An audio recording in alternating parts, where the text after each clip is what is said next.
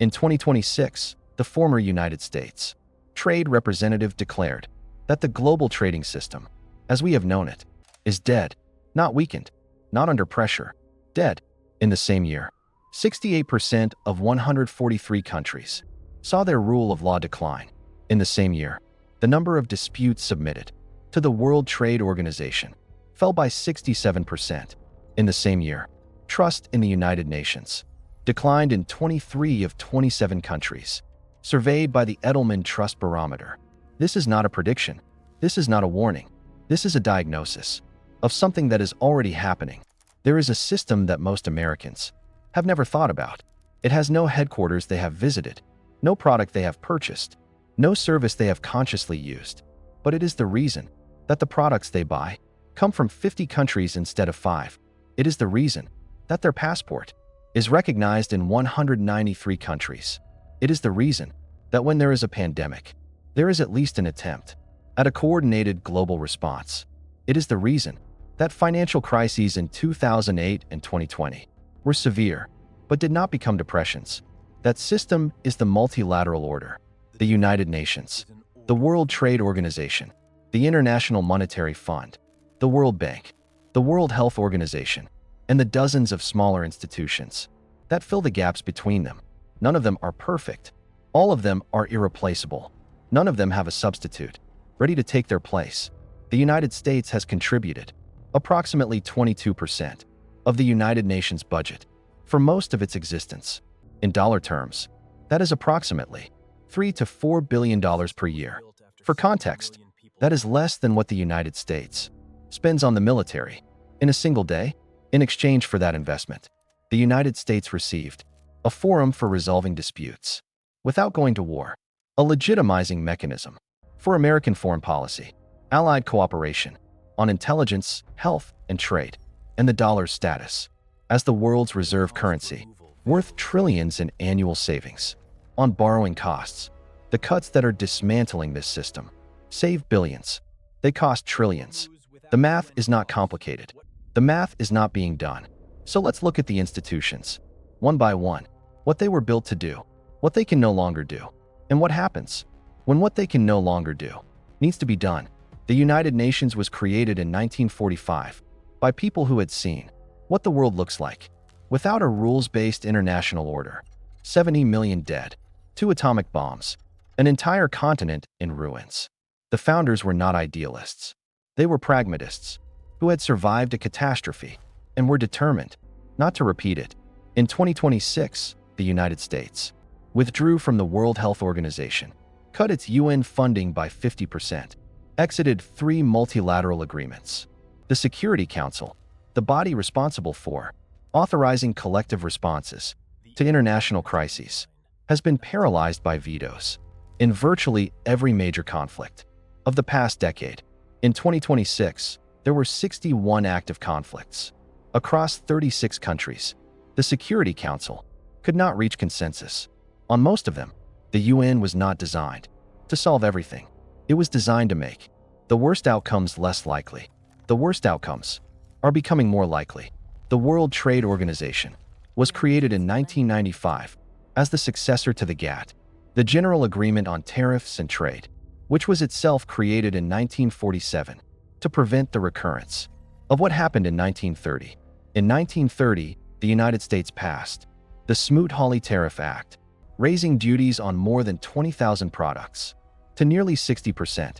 What followed? Retaliatory tariffs across Europe, a 2/3 reduction in global trade, a depression that lasted a decade.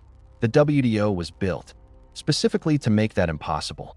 In 2026, the number of WTO dispute submissions fell by 67% compared to the previous decade's average. Not because there are fewer disputes, because countries no longer believe the WTO can resolve them. The former U.S. Trade Representative described the global trading system as dead. What replaced it? Bilateral deals, regional blocs, tariffs used as weapons. Outside any rule-based framework, the world is returning to a pre-1947 trading environment. We know how that ended. The third pillar of the multilateral order is the financial architecture, built at Bretton Woods in 1944. The IMF, the World Bank, the dollar as global reserve currency. Together, these created the financial plumbing through which the global economy runs. Countries in crisis go to the IMF. Development finance flows through the World Bank. Trade is denominated in dollars. In 2026, an alternative system is being actively constructed. The BRICS nations, Brazil, Russia, India, China, South Africa, and now Saudi Arabia, UAE, Ethiopia, Iran, are developing payment systems that bypass the dollar. China's AGIB, the Asian Infrastructure Investment Bank, now has 109 member countries, more than the World Bank. China's digital yuan is being tested in bilateral trade with an increasing number of countries. Here is the critical distinction. The alternative system does not replace the IMF and World Bank. It does not provide the same crisis lending capacity. It does not have the same global reach or credibility. What it does is give countries a reason to stop supporting the existing system. When countries have alternatives, even inferior alternatives, they stop maintaining the institutions they no longer need. The IMF loses members. The dollar loses reserve status. The financial architecture that has underpinned global stability since 1944 loses the political support that makes it function, not with a crash, with a slow withdrawal of the belief that it matters. There is a paradox at the center of this collapse. The multilateral order was built by people who had seen the alternative. They had seen 70 million dead. They had seen the Great Depression. They had seen what happens when there are no rules, no arbiters, no shared institutions. And so they built a system that prevented those outcomes. The system worked. Not perfectly, not fairly, not without failures, but well enough that the people who inherited it never experienced the alternative. The generations that are dismantling the multilateral order in 2026 grew up in the world that the order created. They see the costs of the system, the contributions, the compromises, the constraints on national action. They do not see what the system prevents, because what it prevents has not happened in their lifetimes. The system was a victim of its own success. It created a world stable enough that people forgot why stability required constant maintenance. The system was built after 70 million people died. It worked well enough that people forgot why it existed. Now they are taking it apart. Every system this series has mapped operated within a framework of international rules. The cobalt mines of the Congo were supposed to be covered by UN conflict mineral frameworks. The Strait of Hormuz was supposed to be protected by the UN Convention on the Law of the Sea. The organ trade was supposed to be addressed by WHO guidelines. The weapons that ended up in the wrong hands were supposed to be tracked by State Department end-use monitoring, backed by international law. None of those frameworks worked perfectly, but they created costs for the worst behaviors. They created forums for resolving disputes. They created the possibility of accountability. When the frameworks collapse, the costs disappear, the forums disappear, the accountability disappears. What remains?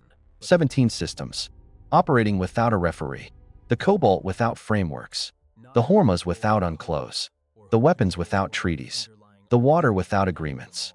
This is not the end of the world. It is the world without the rules that made it function. In every other episode of this series, I could point to a partial solution. Spain adopted opt-out organ donation. The US has pipelines as alternative to Hormuz. Isotopic analysis can trace gold. Starlink provides some internet redundancy. For the collapse of the multilateral order, there is no partial solution that I can point to that is anywhere near adequate. The BRICS alternative cannot provide crisis lending at IMF scale. The AIIB cannot replace World Bank capacity. The yuan cannot replace the dollar as a trust-based reserve currency.